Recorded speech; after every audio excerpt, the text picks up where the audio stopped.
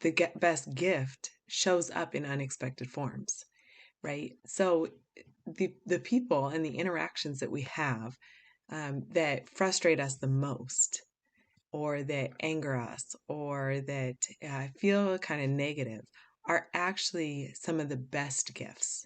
And the reason is because it allows us to see exactly what judgments and grievances we're holding, right? So if I'm frustrated with somebody because they're late, or they're doing some kind of behavior that I don't care for, really that's a reflection of myself, and it allows me to then see that judgment and then give it forth to the Holy Spirit. And as soon as I really forgive it, as soon as I really recognize that there's a different choice or a different decision that can be made, and I make that new decision, everything shifts and my light shines brighter. I'm able to see better. I'm able to see others better.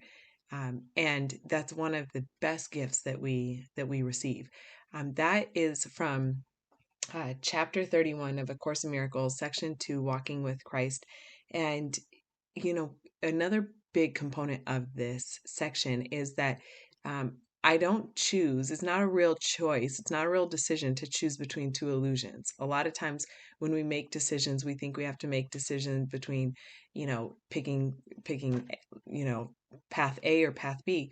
But really, it's choosing between an illusion or the Christ, or seeing God, or eternal or eternity, right? So where are we focused? Where are we choosing between? What are we choosing between?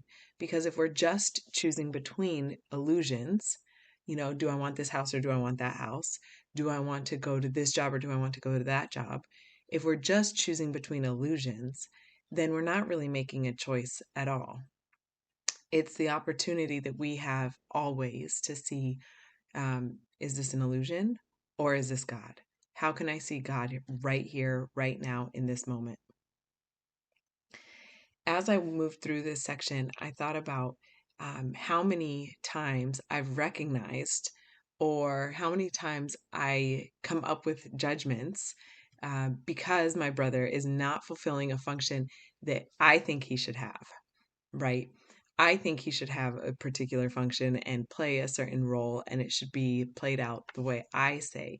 And in those moments, I'm not remembering that I didn't give my brother his purpose, right? I am not the creator of my brother in that sense, and I did not give him his purpose. His purpose comes from God. His purpose comes from light and is light, and his purpose is to remember who he is. And how how incredible it is to me when I think about that, if somebody isn't fulfilling the role that I gave them, the course says they might as well be dead. They might as well die and be gone, because there's no usefulness then to me if it's not fulfilling my function that I gave him.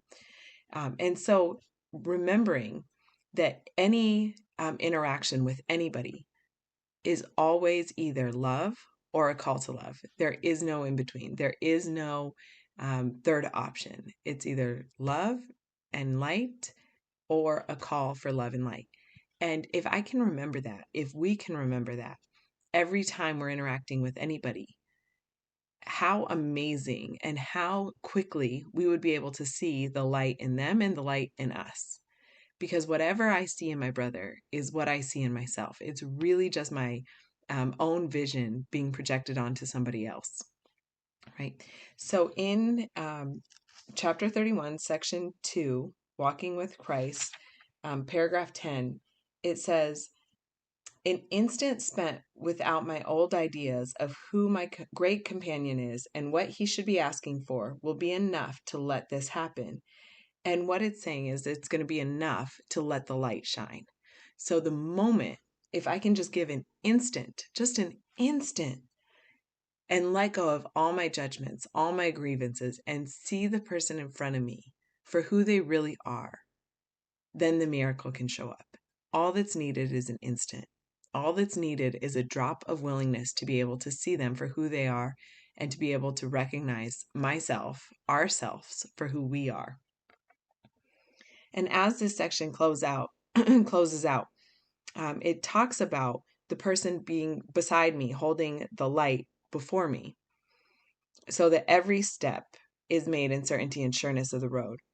And I thought about if I walked alone, if I was walking alone on this path, I would have nobody around me to be able to shine that light on the darkness that I'm perceiving. I would not be able to recognize it. And as we walk together, we get to shine the light on each other's paths. And as we shine the light on each other's paths, the light in front of us grows, the light of our awareness grows, and we're able to see the Christ in ourselves. We're able to remember exactly who and what we are. The power of A Course in Miracles, every section of it, gives so many tactics, gives so many strategies, gives so many different ways for us to learn one simple lesson. And that lesson is that I am God.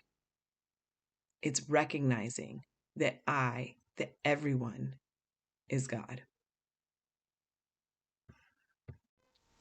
For daily meditation videos on A Course in Miracles and more insights on A Course in Miracles, make sure you subscribe to this channel.